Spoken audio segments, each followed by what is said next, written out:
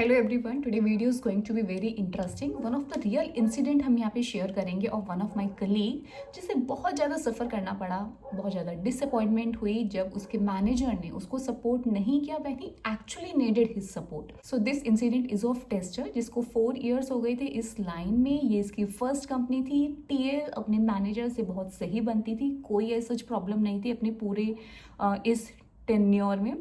लेकिन जब भी उसने अपने पैकेज के बारे में बात किया अप्रेजल में, तो उसके मैनेजर का हमेशा यही कहना था कि तुम्हें पता है कि यहाँ पे इस करंट कंपनी में सिचुएशन बहुत ज़्यादा ख़राब है और बहुत ज़्यादा फायरिंग हो रही है। यहाँ पर अभी कोई खास प्रोजेक्ट नहीं आ रहे हैं, कुछ खास रिवेन्यू जनरेट नहीं हो रहा है कंपनी का, तो बहुत ज़्यादा अप्रेजल अच्छा नहीं होगा। बट येस, अगर तुम एक अच्छा पैकेज चाहते हो तो बोलते हैं ना कि अगर आप किसी के फेवर में बात कर रहे हो तो आप उसको कुछ एडवाइस देते हो। तो उसके मैनेजर खुद एडवाइस देते थे उनको कि भाई आप कंपनी चेंज कर सकते हो। एंड जब ये टाइम आया, जब सही में उसने चेंज किया, कंपनी एक अच्छी कंपनी में उसकी लग गई और अच्छा पैकेज उसको मिला और उसने अपने मैनेजर को बहुत हैप्पीली ये चीज़ को बताया कि मेरी एक कंपनी में लग चुकी है और मुझे अर्ली रिलीज चाहिए, 10-15 दिन पहले का रिलीज चाहिए। और उस कंपनी में, मैं यहाँ पे कंपनी रिवील नहीं करूँगी, लेकिन उस कंपनी में अर्ली रिलीज कोई एक बहुत चैलेंजिंग चीज़ नहीं थी, वहाँ बहुत ईजिली मिल जाता था। इट जस्ट कि एक मैनेजर का अप्रूवल आपको चाहिए। तो जब उसने मैनेजर को ये बात बताई तो उसके मैनेजर ने एडवाइस किया कि भाई आप एचआर को मेल करो, आप एचआर को डालो, अपना रीज़न बताओ और आपको अर्ली रिलीज मिल जाएगा।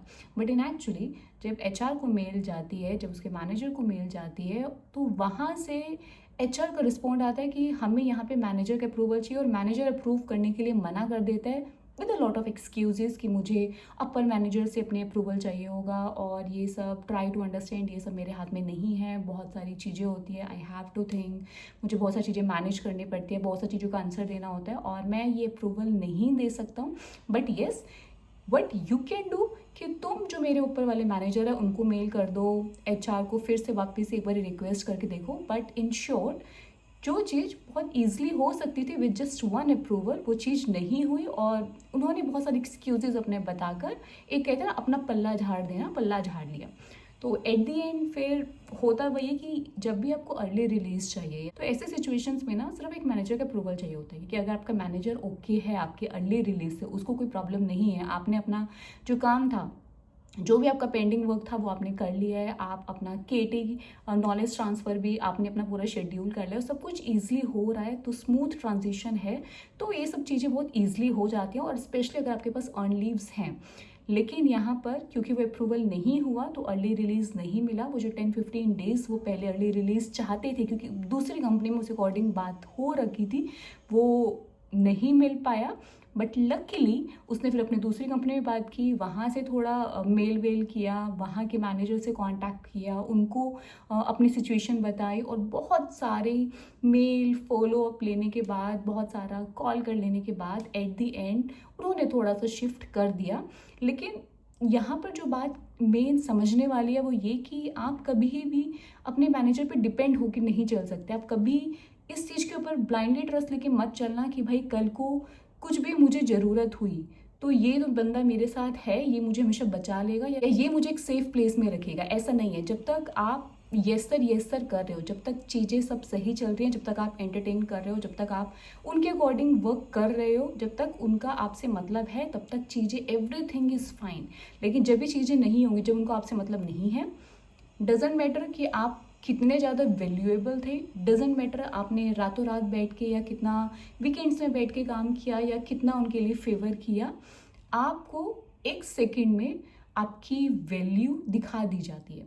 तो यहाँ पर हमेशा अपने आप को अप टू डेट रखो, कभी भी ब्लाइंडली ट्रस्ट मत करो अपने टीएल या अपने रिपोर्टिंग मैनेजर पर। जितना हो सके नेटवर्किंग बढ़ाओ, सिर्फ अपने मैनेजर तक ही सीमित मत रहो।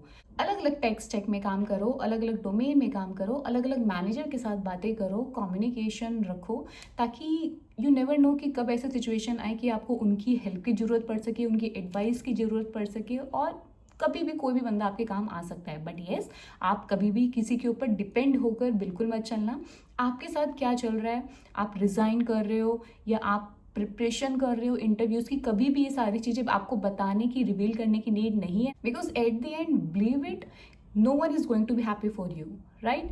तो आपको अपना देखना है, अपनी प्रोग्रेस देखनी है, अपना अप टू डेट रहना है, जितना काम कर सकते हो उतना काम करो, नेटवर्किंग बढ़ाओ, अपनी प्रिपरेशन रखो, लेकिन कभी भी ब्लाइंडली ट्रस्ट आपको किसी के ऊपर भी करते हुए नहीं चलना है, चाहे वो आपका कलीग है, चाहे मैनेजर है, चाहे सीनियर मैनेजर है। कभी इस चीज़ को लेकर मत चलना कि भाई कभी कुछ हुआ या कभी कोई फायरिंग का सीन हुआ तो ये मुझे बचा लेगा, या ये मुझे कभी बेंच पे नहीं आने देगा, ये मुझे बहुत हमेशा एक टॉप पोजीशन पे रखने वाला एक अच्छा अप्रेजल देगा। क्योंकि उस बंदे की जो इसके ऊपर आप ट्रस्ट करते हुए चल रहे हो, उस बंदे का खुद अपनी जॉब सिक्योर्ड नहीं है। यू नेवर नो कि कल वही बंदा फायर हो जाए। ठीक है, तो इस चीज़ को हमें हमेशा ध्यान रखते हुए चलना है। तो आज के वीडियो को हम यहीं पर ख़त्म करते हैं। आई होप कि जो मेरा मेन मोटो था आपको समझाने का वो आपको समझ में आया होगा। स्टिल अगर आपको कोई डाउट है या आपको लगता है कि हाँ मुझे इसमें कोई आप एडवाइस चाहिए, कोई सजेशन चाहिए, then do comment. I will try my best कि मैं आपको उसका रिप्लाई दे सकूँ। इसके साथ ही मिलेंगे अपने नेक्स्ट वीडियो में। Bye bye.